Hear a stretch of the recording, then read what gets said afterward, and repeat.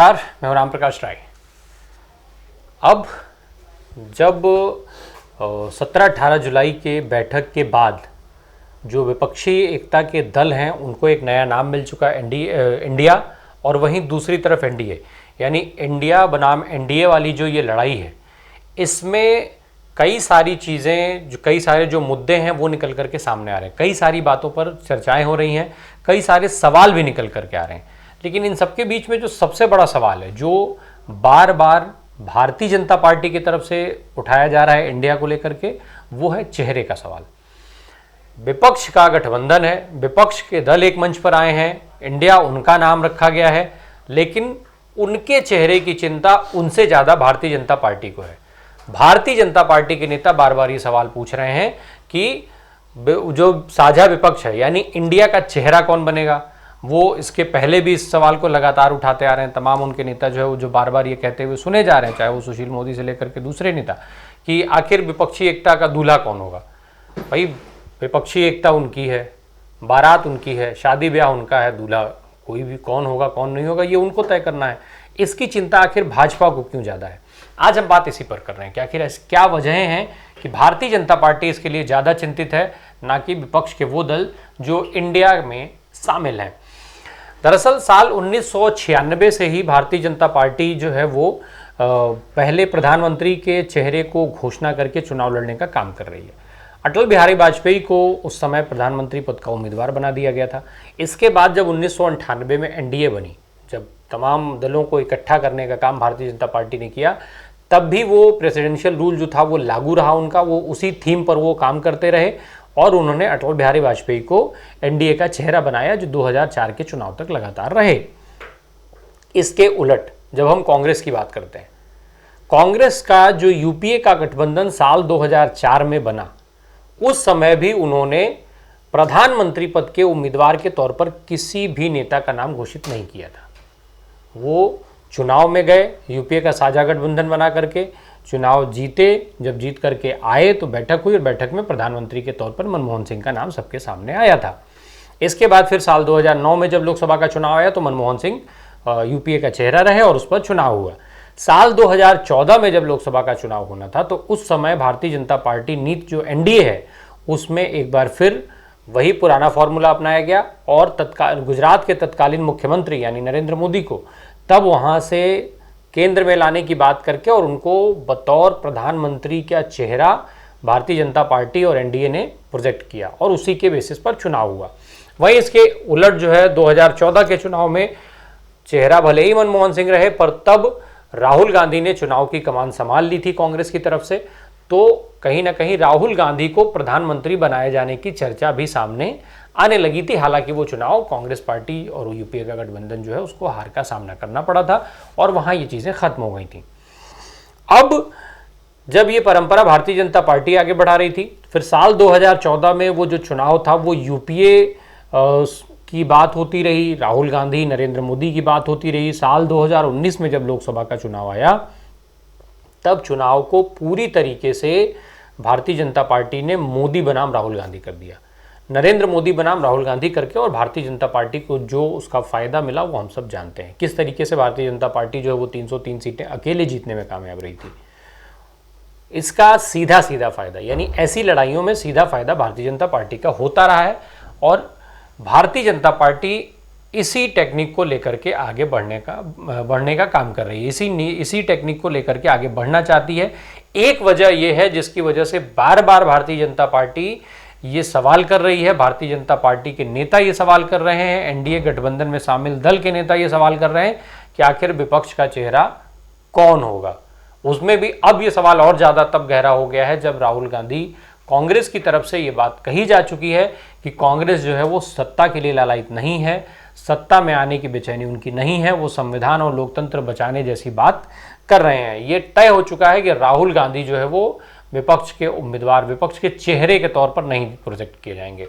यानी अब विपक्ष का जो इंडिया का चेहरा है, तो जब इंडिया का चेहरा राहुल गांधी नहीं है तो ऐसे में एनडीए या भारतीय जनता पार्टी के नेताओं के लिए, प्रधानमंत्री नरेंद्र मोदी के लिए, अमित शाह के लिए, इन सब के लिए ये और ज़्यादा महत्वपूर्ण हो जाता है कि अब तो राहुल गांधी भी सामने नहीं है तो फिर कौन सामने आएगा। क्यों? क्योंकि वो उसी थीम को लेकर के नेता बनाम नेता चुनाव में जाएंगे और उसको लेकर के वो भुनाने की कोशिश करेंगे। अब दूसरी चीज़, इसके इतर दो चीज़ें हैं जो कांग्रेस की तरफ से अगर हम देखें, जो इंडिया जो गठबंधन है उसकी रणनीतियों की बात अगर की जाए, एक तरफ जहां भारतीय जनता पार्टी जो है वो हिंदुत्व और नरेंद्र मोदी के चेहरे पर चुनाव लड़ती है, राष्ट्रवाद के नाम पे चुनाव लड़ने का काम करती है, वहीं इसके उलट पिछले कुछ चुनाव से कांग्रेस ने स्थानीय मुद्दों को लेकर के चुनाव लड़ने की शुरुआत कर दी है। उसने स्थानीय मुद्दों पर चुनाव लड़ने का फॉर्मूला खोज लिया और ये जो फॉर्मूला है वो हिमाचल प्रदेश और कर्नाटक के चुनाव जो विधानसभा के हुए उसमें उनके जीत के दरवाजे खोलने में सफल भी रही कांग्रेस। इसी फॉर्मूले के तहत लोकल मुद्दों पर बात हुई, लोकल नेताओं को आगे किया गया और दोनों राज्यों में इनको बड़ी जीत हासिल हुई। ऐसे में यह तय माना जा रहा है कि कांग्रेस नीति जो ये इंडिया जो गठबंधन है वो उसमें किसी एक नेता के चेहरे पर चुनाव नहीं लड़ेंगे, बल्कि वो मुद्दों को लेकर के जनता के बीच में जाएंगे। एक तरफ राष्ट्रवाद, हिंदुत्व और ये सारे मुद्दे होंगे, दूसरी तरफ जनता की बात होगी, महंगाई की बात होगी, बेरोजगारी की बात होगी, स्वास्थ्य सुविधाओं की बात होगी। तो इसके अलावा जो तमाम घोटाले, चाहे वो अडानी की बात हो और ये जो एक एक करके और कई सारी चीज़ें जो निकल करके आती जा रही हैं, तो इन सब की बात हो। इसमें भी खास ये है कि कांग्रेस हर जगह जिस क्षेत्र में जो दल मजबूत है उस दल को वो जो है आगे बढ़ाने का काम कर रही है। जिस तरीके से कांग्रेस ने आगे बढ़ करके और गठबंधन के इतने सारे दलों को एक साधने का काम किया, जिस तरीके से कांग्रेस ने बाकी 25 दलों को जो है वो न्योता दिया, एक मंच पर लेकर के आए, जिसमें 17 उनके साथ पहले से थे, फिर 8 नए दल भी उनके मंच पर आकर के खड़े हो गए। तो इस तरीके से ये जो 26 दलों का फिलहाल जो गठबंधन है उसमें कांग्रेस ने आगे बढ़ के भूमिका निभाने का काम किया, जिम्मेदारी लेने का काम किया। कांग्रेस आगे बढ़ के जिम्मेदारी ले रही है। तमाम ऐसी चीज़ें जिनको लेकर के भाजपा या जो सत्ता पक्ष है या एनडीए के जो गठबंधन के दल हैं वो सवाल उठा रहे थे कि इसके चलते जो है ये गठबंधन बिखर जाएगा, चाहे वो सीट के बंटवारे की बात हो, उम्मीदवारी की बात हो, या इसके अलावा जो विधानसभा के चुनाव हैं उनमें तालमेल की बात हो।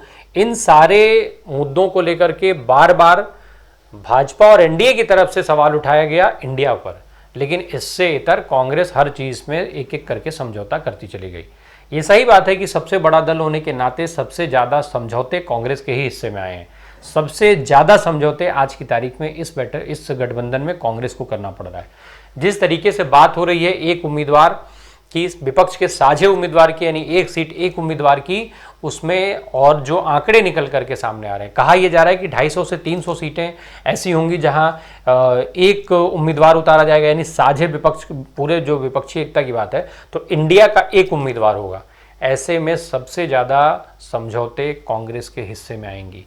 और जब हम बात करें चुनाव लड़ने की, तो जिस तरीके की स्थितियां बन रही हैं, सीटों के बंटवारे की बात जब देखी जा रही है, तो आंकड़े जो कह रहे हैं अभी तक के, वो ये कह रहे हैं कि शायद इस चुनाव में, यानी 2024 के लोकसभा चुनाव में, कांग्रेस पिछले 4-5 चुनावों के मुकाबले सबसे कम कैंडिडेट उतारने जा रही है।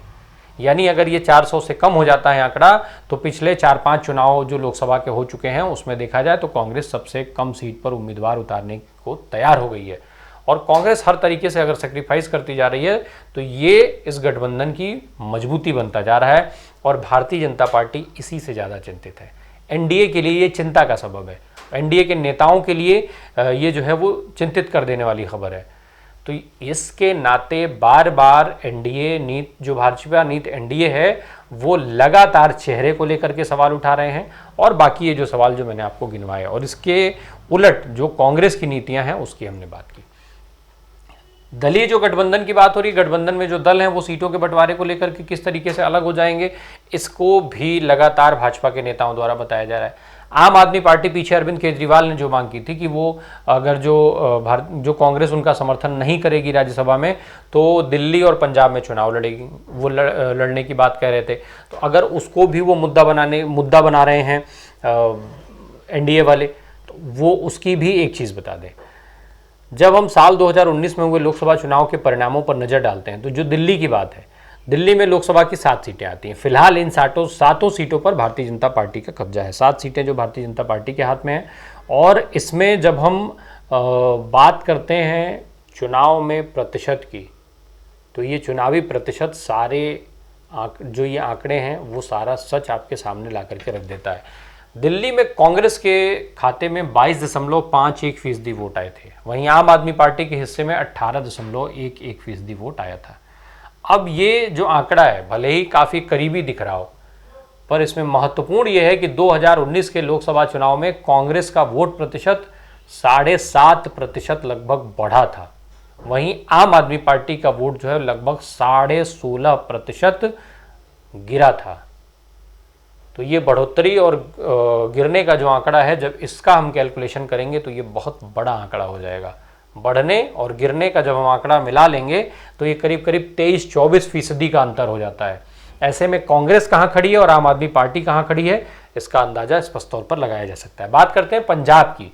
13 सीटें हैं लोकसभा की, 13 में से कांग्रेस के पास 8 सीटें हैं, 1 सीट आम आदमी पार्टी के पास है। वोट प्रतिशत की भी बात कर लें, कांग्रेस के हिस्से में 40.12% वोट है, आम आदमी पार्टी के हिस्से में पंजाब में 7.38% वोट है। भले ही आज वो वहां पर सत्ता में हो, पर लोकसभा की गणित अलग चलती है। गिरावट और बढ़ोतरी वाली जो बात हम करें तो 2019 के लोकसभा चुनाव में कांग्रेस का वोट प्रतिशत पंजाब में 7% लगभग बढ़ा था, वहीं आम आदमी पार्टी के वोट प्रतिशत में 23% से ज़्यादा की गिरावट आई थी, यानी 23 और 7 30% का बड़ा अंतर वहां पर है। अब फिर वहां भी कांग्रेस कहाँ है और आम आदमी पार्टी कहाँ है, तो इन चीज़ों को केवल और केवल प्रोजेक्ट किया जा रहा है। आम आदमी पार्टी की तरफ से जब ये बात उठाई गई थी, उस समय वो जिस बिल को लेकर के बात कर रहे थे, तो एक तरीके से वो कहीं ना कहीं अपने साथ उनको जोड़ने के लिए इस तरीके की बात उठाई गई थी, जिसको अब मुद्दा बनाया जा रहा है एनडीए की तरफ से। इसके अलावा एक बड़ा सवाल यह है कि बार बार प्रधानमंत्री के उम्मीदवार को लेकर के भी बात होती है कि उम्मीदवारी जिन नेताओं की है उनको लेकर के किस तरीके से ये गठबंधन आगे बढ़ पाएगा। कहा यह जा रहा है कि प्रधानमंत्री के चेहरे के तौर पर शरद पवार अपने आप को उम्मीदवार मानते हैं, नीतीश कुमार अपने आप को उम्मीदवार मानते हैं, ममता बनर्जी अपने आप को उम्मीदवार मानती हैं, राहुल गांधी की उम्मीदवारी की बात की जा रही थी, उन्होंने स्वयं सिरे से खारिज कर दिया इस चीज़ को कि वो इंडिया का नेतृत्व करने नहीं जा रहे। अब एक बात अरविंद केजरीवाल की आती है। इसके अलावा जब हम इन सबसे इतर जो अभी तक पत्ता नहीं खुला है, वो केसीआर के नाम को लेकर के चर्चा कुछ दिन पहले चल रही थी, जब विपक्षी एकता की बात हो रही थी और केसीआर, नीतीश कुमार, इन सब अखिलेश यादव, इन सब लोगों से मिलने का काम कर रहे थे। शरद पवार, नीतीश कुमार, ममता बनर्जी, मल्लिकार्जुन खड़गे, ये तमाम नाम हैं और ये सारे नेता जो है वो लंबे समय से राजनीति में सक्रिय हैं, लंबे समय का इनके पास राजनीतिक अनुभव है। इन सबसे इतर जब सवाल पूछा गया मल्लिकार्जुन खड़गे से, तो उन्होंने स्पष्ट कर दिया कि चुनाव में फिलहाल कोई चेहरा घोषित नहीं होने जा रहा और जो कुछ भी तय होगा वो चुनाव के बाद होगा। तो जब चुनाव में अगर ये चीज़ें बाधा नहीं बनती हैं तो चुनाव के बाद तो निश्चित तौर पर प्रधानमंत्री का चेहरा या प्रधानमंत्री के चेहरे को लेकर के बात बिगड़ने की संभावना खत्म हो जाती है। अगर इंडिया को बहुमत मिल जाता है, जब इंडिया बहुमत में आ जाएगी तो नेता अपने आप कोई ना कोई चुन ही लिया जाएगा, किसी न किसी एक नेता के नाम पे सहमति बन ही जाएगी। ऐसे में अब भारतीय जनता पार्टी की समस्या ये है कि मुद्दों की बात वो कर नहीं सकते और नेता बनाम नेता का चुनाव विपक्ष होने नहीं देगा। यानी इंडिया अपना नेता घोषित नहीं करेगा, किसी को प्रधानमंत्री का उम्मीदवार बनाएगा नहीं, चेहरे को सामने लाएगा नहीं और एनडीए के पास प्रधानमंत्री मोदी के अलावा और कुछ है नहीं दिखाने को। तो ऐसे में ये जो चिंताएं हैं वो भारतीय जनता पार्टी की मुश्किलें बढ़ाती जा रही हैं। प्रधानमंत्री नरेंद्र मोदी और गृह मंत्री अमित शाह की मुश्किलें बढ़ाती जा रही हैं, जेपी नड्डा की मुश्किलें बढ़ाती जा रही हैं कि अब आखिर चुनाव में किन बातों को लेकर के सामने आया जाए। महंगाई, बेरोजगारी के जो मुद्दे हैं वो बार बार भारतीय जनता पार्टी के लिए मुश्किलें खड़ी करते जा रहे हैं। वहीं इसके इतर कांग्रेस और जो इंडिया के दल हैं वो बार बार इन्हीं मुद्दों को लेकर के उनको घेरने का काम कर रहे हैं, जिनसे आम आदमी सीधा उनसे कनेक्ट हो जा रहा है। अब देखना ये होगा कि इंडिया इन मुद्दों को किस तरीके से लोगों के बीच में उठाता है, उनको समझाता है और उन समझे हुए लोगों को वोट में अपने लिए कन्वर्ट कर पाता है। इसके विपरीत भारतीय जनता पार्टी नीति जो एनडीए है वो किस तरीके से इन मुद्दों को नया काट खोज करके ला पाते हैं। नेता बनाम नेता जो उनके लिए सबसे आसान लड़ाई है, जब वो लड़ाई नहीं हो रही है तो फिर वो किन नई नीतियों के साथ आने वाले लोकसभा चुनाव में लोगों के बीच में जाते हैं और लोगों को कितना कन्विंस कर पाते हैं। धन्यवाद।